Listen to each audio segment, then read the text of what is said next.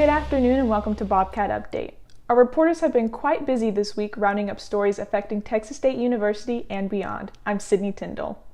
And I'm Jaylene Polanco. In this newscast, we'll tell you about how graduating seniors are preparing for their next big step and how moving day can be such a pain. Also, bars have reopened in Texas while several movie theaters remain closed. We have reports coming up in this newscast. But we start today's newscast with a quick look at how the 2020 election is taking shape. Early voting in Texas began Tuesday and will continue until October 30th. The turnout has been significant these past few days, and many voters have had to wait. A valid photo ID is required to vote in Texas. Student IDs are not accepted. Poll workers recommend picking a time to vote that you will not be in a rush and bringing along a snack and some water.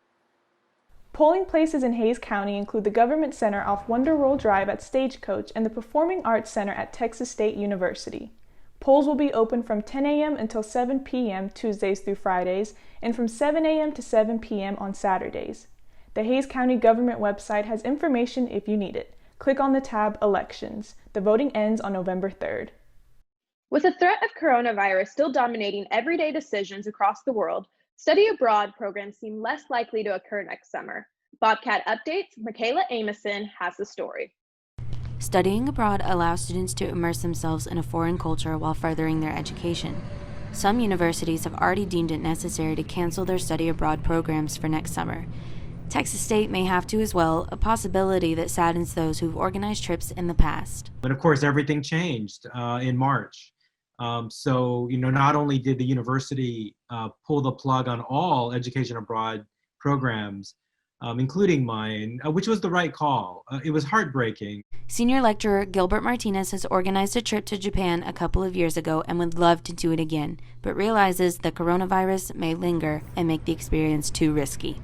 So my guess, for next summer is that, these concerns are still here. They haven't gone away. And I think that students and parents would rightly be hesitant. Despite the uncertainties caused by the virus, some study abroad programs are still trying to recruit students this fall. If you're interested in being a part of one, contact the university's Study Abroad office. For Bobcat Update, I'm Michaela Amison. Bobcats will witness history on October 20th at Texas State when Olympic gymnast Lori Hernandez becomes the youngest speaker featured in a Common Experience event.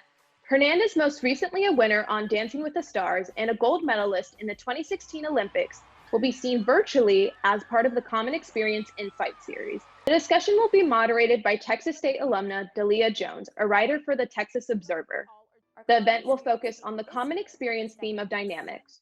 The event will be available as a YouTube live stream. Finding a new place to live is a hard process. Add the presence of COVID-19 to the mix and make it much harder. Moving during a pandemic can lead to all sorts of difficulties. Tyler Carthel takes a look at those challenges. When looking for a new apartment, often the most important part in that process is to tour the apartment. Renters often want to know what type of place they are moving into and whether it will be a right fit for them. Ashlyn Chambers struggled to find an apartment complex that would let her come in person for a tour. For me, my biggest struggle was finding an apartment because everything was closed. Either they weren't doing tours or it was only virtual tours, and before I sign a lease, I'd really want to see the place. COVID-19 also affects amenities at apartment complexes. Pools, gyms, and areas for dogs can often be a deciding factor for renters in San Marcos. Due to the pandemic, there are now rules for amenities, including maintenance. And they were like, no, that we're not doing anything that requires us coming into your house right now. I was like, what? And my AC broke and they could only look at the outside part of it. It was literally 80 something degrees in my apartment. It was 83 degrees in my apartment one night. And they're like, we can only look at the outside unit. We're joined now by Tyler Carthel. Tyler, thank you so much for joining us. With these apartments going up in San Marcos and tours being limited, how are students still able to locate these apartments? Yeah, of course these tours are being limited, but luckily students can use an apartment locator, and that can help them find an apartment that would be just right for them. And we've seen all these apartments going up, high rises in San Marcos. How's the vacancy? Yeah, these vacancies are crazy, especially with the amount of Texas State students, the enrollment going down and going down. But we actually will have a story on that next week in Bobcat Update. Thank you, Tyler. Adjusting to postgraduate life can be challenging. Career Services at Texas State offers many ways to help with the transition. Bobcat Updates, Michaela Chevalier tells us about the services provided. The Career Services Office has many resources that can assist students in making the next step. The office provides guidance on which career path to take. I like to use the counseling services that we have here at Career Services, and I used it my freshman year because I was in the process of changing my major, and they basically helped me out with taking the assessment and jotting down what I'm really good at, and that's why I chose criminal justice as my major. Career Services offers resume building, networking tools, and other helpful resources. You're in school, we offer some resources to help you, kind of guide you where you want to go towards majors, what kind of jobs you want. Once you've figured that out, we offer resources like resume building, interviews, and even our career closet, which will help you get a better expectation of that job and kind of make you stand out. And even as an alumni, we offer you all the same resources. You always have access to what we offer. An in-person visit at Career Services is not necessary for those concerned about the pandemic. Students can get career advising using Zoom, or they can use an online tool called Jobs for Cats, which provides information about job opportunities. I would say the probably primary way that we serve any of our students is simply through our job board. We do offer Jobs for Cats, which is an electronic job board, so that any given time, even from the comfort of your own apartment and couch, you can surf for jobs from people that are trying to specifically recruit Bearcats just like you. Career Services is continuing to work closely with students to ensure they are ready for the professional world. For Bobcat Update, I'm Michaela Chevalier. Bars in Texas are allowed to open at 50% capacity as long as COVID-19 hospitalizations remain low in their localities. Governor Abbott signed an executive order Friday allowing local officials to open bars at their discretion. However, they must enforce safe practices and close by 11 p.m. Restaurants are now allowed to increase their occupancy to 75%. The Davenport Lounge is a new attraction in San Marcos. The restaurant bar opened on July 31st. The franchise started in Houston and is known for its selection of vodka, specialty cocktails, and martinis. What's unique about the San Marcos location is that it's the first Davenport Lounge to serve food. Its brunch and late-night menus are Spanish-influenced. The lounge is located on South Guadalupe Street, not far from the square. Home deliveries of food and other essentials remain the norm as America enters its 7th month of navigating through a pandemic. Bobcat Update's Noah Fouts has more. Food is essential, but you don't have to go to a restaurant to get it. For that matter, you don't even have to go out in public. Many of us now depend on food delivery services such as Waiter, Uber Eats, and DoorDash. But now that, COVID has really affected people to not leave their house, the best way to get their food is to get it delivered. Delivery drivers follow procedures that minimize face-to-face contact and ensure safety for themselves, as well as the people they're delivering to. Before COVID hit, we were basically going in and actually making face-to-face interactions with the customers. But now we have to wear our masks in and out of the restaurant, to the doorstep of the customer, and away from the doorstep. Drivers have grown accustomed to wearing masks, non-contact deliveries, and applying hand sanitizer before and after deliveries. Such measures will remain the routine for the foreseeable future. For Bobcat Update, I'm Noah Fouts. The San Marcos Fire Department is calling attention to Breast Cancer Awareness Month by participating in a special fundraiser. Christina Willis talked to the fire chief about the significance of wearing pink. 12 members of the fire department are this month wearing on their shirts pink renditions of their fire seal patches. The reason they are doing that is to help raise awareness of breast cancer in the San Marcos community. The fire department's active role in raising awareness started years ago. We ordered new badges, and then we decided, hey, why not get our patch turned pink? And we sewed them on the shirts, and then we came up with the idea that, we're not going to leave these on our shirts all year. We would sell them. At the end of the month, the 12 pink patches will be sold for $100 each. All proceeds will go towards a nonprofit chosen by Assistant City Manager Stephanie Reyes, who happens to be a recent breast cancer survivor. Community Action, Inc., and they do mammograms for women who can't afford it. that are under the age of 60. And then you also have Pink Heals of Hays County. And so they have done a lot of wonderful things for survivors and for people who are going, dealing with their breast cancer battle and their families. As these firefighters put out fires to protect us, they also warm our hearts as they raise awareness for a noble cause. For Bobcat Update, I'm Christina Willis. Bars may be open now, but the movie theaters for the most part remain closed. When Bobcat Update returns, we'll tell you how the big screen movie houses are coping. Please stay with us. We'll have more right after this. KTSW isn't just a radio station. It's everything that happens on the other side.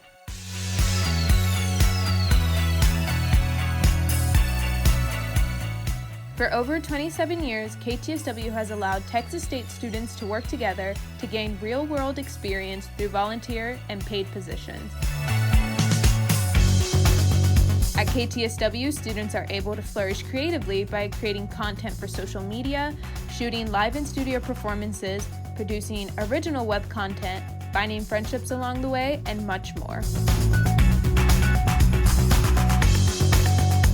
KTSW is able to bring Texas State students together to find who they are and what they love to do. You think radio's dead? Well, you've never known a radio station like this. To join or to learn more about KTSW, go to ktsw.net. Dave & Buster's, a chain of entertainment centers that offer food, alcohol, and arcade games, is facing bankruptcy because of the coronavirus. The company has announced it will soon lay off more than 1,000 employees across 7 states. The entertainment chain reached a short-term debt relief deal with its lenders, which will keep it open temporarily. If the company's debt is not renegotiated by next month, Dave & Buster's will likely shut down more than 80 locations. Each location is now offering a shortened food and beverage menu to reduce costs.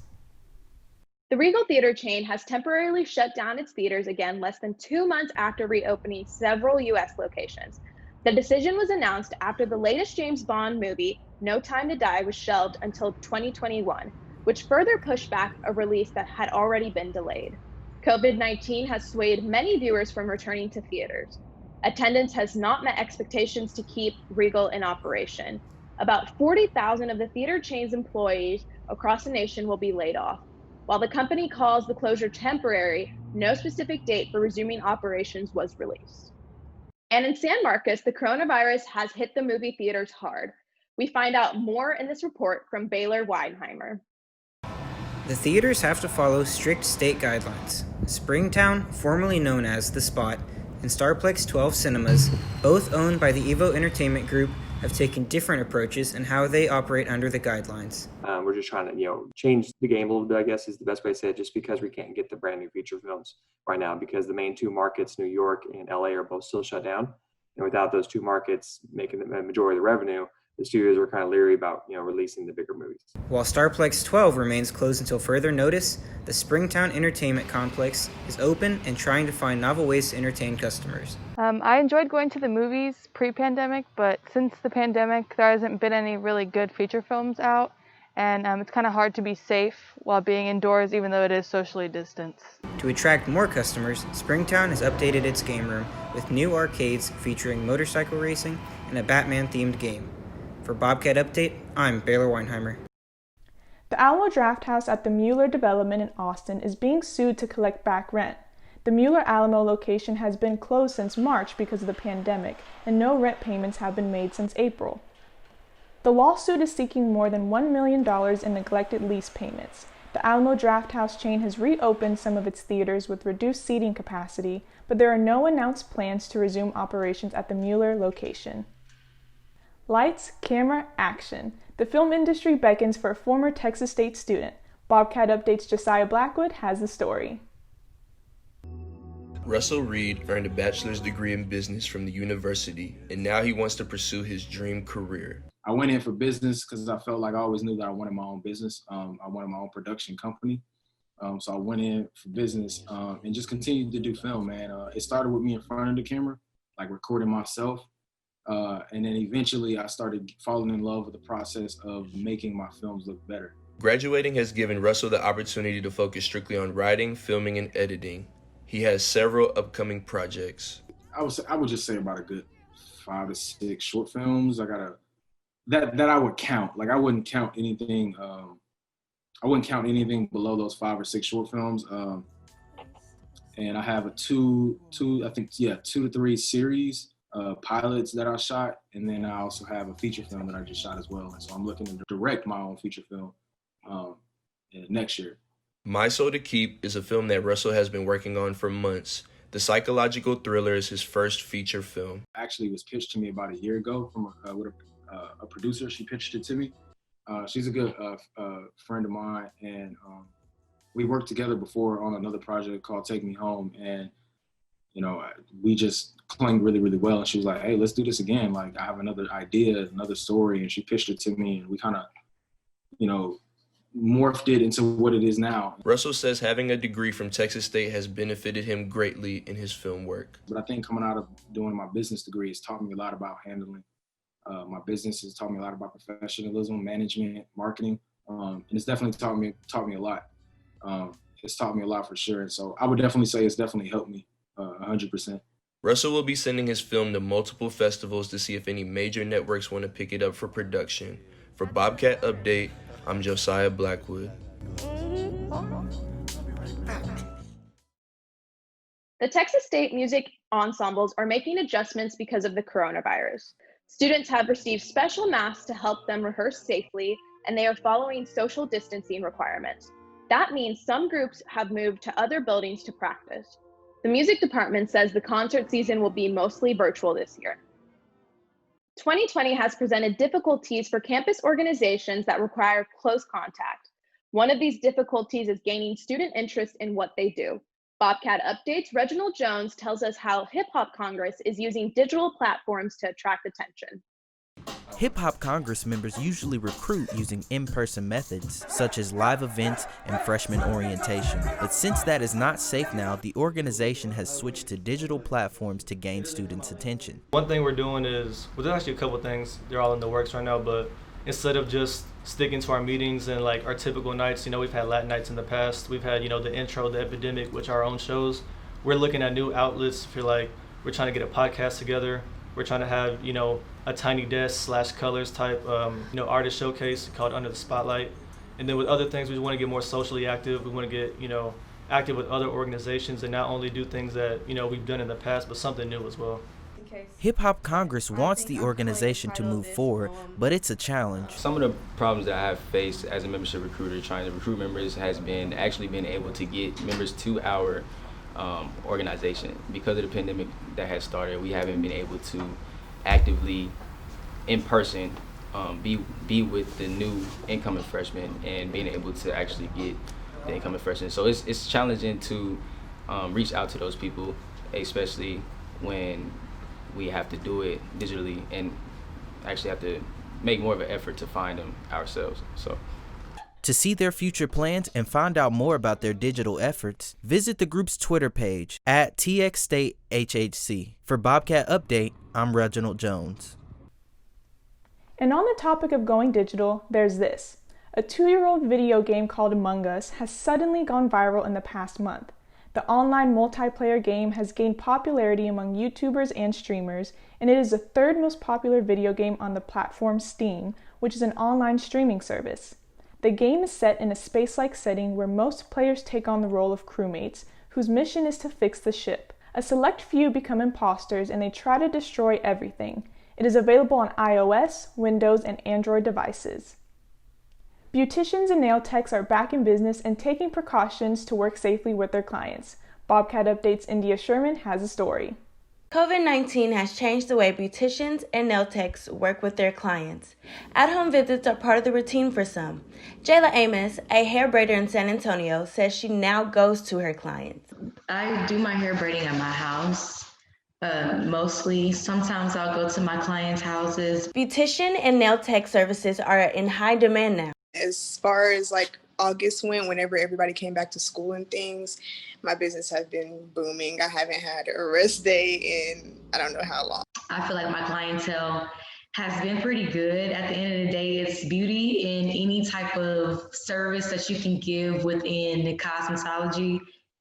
No, women, they're gonna want that. When doing hair and nails, these women have great passion in what they do. Their passion is what keeps them motivated. I just really enjoy it, so that's the passion itself. It's just me enjoying it, and I'm getting money off of it as well, so it comes like it's a win-win situation. If I can help in any way to better not only my little sister, but other Black girls and Black women out there, and that I would do so. Smith and Amos agree that even though the pandemic has been disruptive, gaining new clients has not been an issue for them. For Bobcat Update, I am India Sherman. Texas State's competitive cheerleading team has had a long break due to the pandemic, but as Shelby Copeland tells us in her report, the team finally has something to cheer about. Cheerleading is a sport that requires close contact, and with close contact, there's risk. That means competitive cheerleaders have had to make adjustments to ensure their safety. I'm so excited. I don't even know how to describe being able to go to Daytona this year. Hopefully, fingers crossed. The cheerleading coaches say they feel safe even though the athletes are not wearing masks.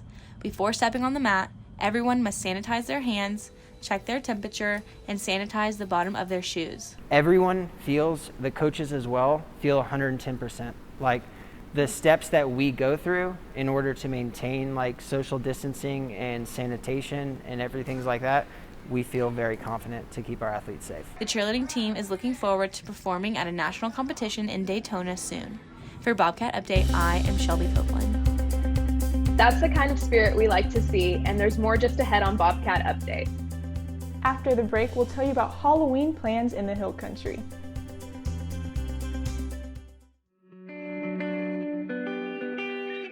According to a recent study, 1 in 7 Hays County residents are food insecure, which means there are about 25,000 individuals within Hays County that have difficulty getting a meal. These individuals need our help, and this is where the Hays County Food Bank comes in.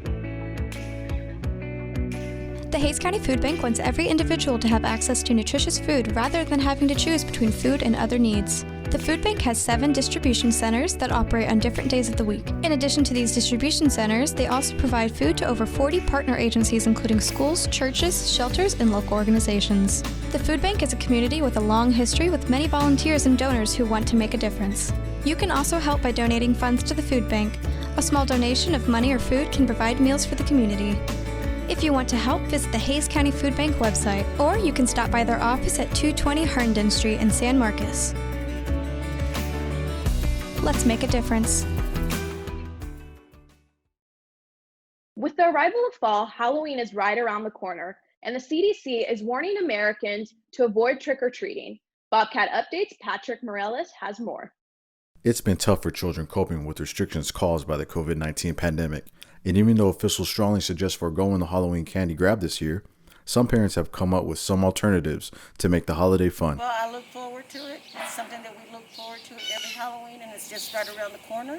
And I will be giving candy out, be wearing my gloves, be wearing my mask. While some trick-or-treaters may be allowed to go house to house this year, others will not. I agree with trick-or-treating. I think the kids have a great time. Unfortunately, this year, we're not going to be having trick-or-treat out here at the malls, at the Tanger Mall or the Premium Outlet, because of the pandemic. So I've personally decided that we are not going to go trick-or-treating this year. I think that's a decision that's up to each and every person. But we personally we live with our grandparents, and so I just want to make sure that we're taking every safety precaution. And we've decided to just have a little family party at our house, and that's how we're going to celebrate Halloween this year. It's just safer to just call it and stay home with the kids. But we definitely will miss trick-or-treating. We love doing that. Halloween falls on a Saturday this year, which means parents will be home and may allow for more free time to create fun and scary moments. For Bobcat Update, I'm Patrick Morales. Yes, the way we celebrate Halloween is changing, but certain traditions continue. Caitlin Broadbent has that story. Barton Hill Farms' Fall Festival is a staple in the Austin area, offering a multitude of activities. The festival this year has expanded to provide more food and beverage options. We have so many different activities that you guys can do at the farm, over 20 different activities that you can do. We also just opened our beer garden this year, so you can go have cider and beer over there for 21 and up, of course. To provide a safe and healthy holiday experience, the farm has enacted new policies for guests. We do require that everybody wears their masks when social distancing is not available or when standing in a line. Fortunately, the changes won't keep Bobcats from enjoying their pumpkins and corn maze this Halloween. For Bobcat Update, I'm Caitlin Broadbent. And here's another tradition that continues despite there being a pandemic. The Sacred Springs Powwow is an annual celebration in San Marcos of Native American cultures. Due to COVID-19, instead of gathering at the Meadow Center, the Indigenous Cultures Institute will be hosting a virtual celebration this year. The online powwow will include a dance contest, video of past performances, and educational content of Native cultures. The winner of the dance competition will be announced November 21st. If you're interested, visit the organization's website at sspowwow.com. There's no charge. As if coping with the pandemic weren't enough, there's also been a drought in Central Texas. Thankfully, that situation has changed in recent weeks. So much so, drought restrictions have been lifted in San Marcos, returning the city to its year-round conservation rules. Brady Powers tells us more. That means residents can again use sprinklers any day of the week before 10 a.m. or after 8 p.m. Hand watering and the use of water hoses or drip irrigation are also permitted. Residents seem to be happy that the ban is lifted. I was so excited to hear about the city lifting the drought restrictions because now I can finally start watering my plants again. Like my flowers are going to start blooming and stuff. According to the city, at-home car washes are allowed, but must be done so using a bucket or an automatic shutoff device attached to a hose. The Edwards Aquifer well levels rose above 660 feet, meaning normal regulations are back in effect. You know, I hope to get my crops back on track in the near future. More information can be found on the city's government website. For Bobcat Update, I'm Brady Powers. The rain has helped restore Mother Nature's beauty this past month, and you can find that beauty in abundance at the city's Discovery Center. Bobcat Update's Linda Perez checked it out. The Discovery Center at 430 Riverside Drive in San Marcos offers internships, plant sales, and volunteer opportunities. We offer internship opportunities year-round to help out at the Discovery Center. We also manage the Conservation Crew, which is a summer program with a group of students and alumni who basically they manage recreation on the river.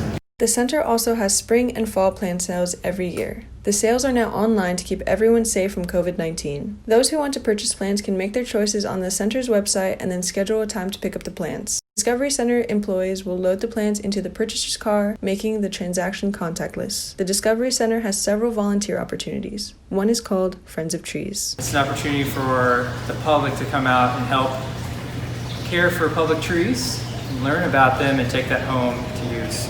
Center volunteers will plant trees near the San Marcos River this fall. The Discovery Center's mission is to promote conservation through education and active participation. For Bobcat Update, I'm Linda Bettis. We end today's newscast with Mark Antony Galori's report on how many people in San Marcos spent last weekend by enjoying a beautiful day and browsing downtown. Mark Antony takes us to the Art Squared Festival. Art Squared is an event that gives local artists a chance to network and share their art with others.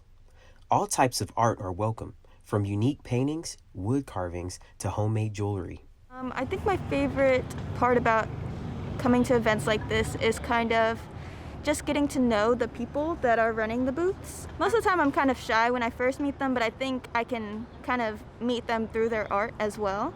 Even if I don't talk to them as much, like you get a feel for what kind of person they are based on the type of art that they're making. The Art Squared event followed safety protocols to help vendors, entertainers, and shoppers feel safe. Feels like all the vendors are wearing their masks for the most part, most of the people walking through, but even then we have space between us, and I've never felt like to the point where I'm nervous about going to market.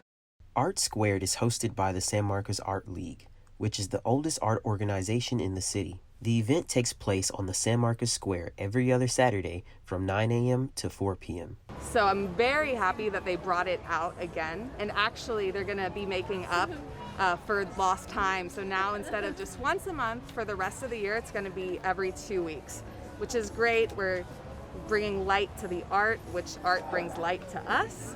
And we're also helping the locals just kind of get their voices and their work out there to share with everybody else again. To learn more about Art Squared and how to participate, visit artsquaredmarket.com. For Bobcat Update, I'm Mark Anthony Guillory. A lot's been happening in San Marcos this past weekend, and we're happy to have had a chance to give you some of the highlights. You've been watching Bobcat Update. I'm Sydney Tyndall. And I'm Jaylene Polanco. Next week, we'll return with more of what's going on at Texas State and the Hill Country. Thanks for spending part of your day with us. Stay well.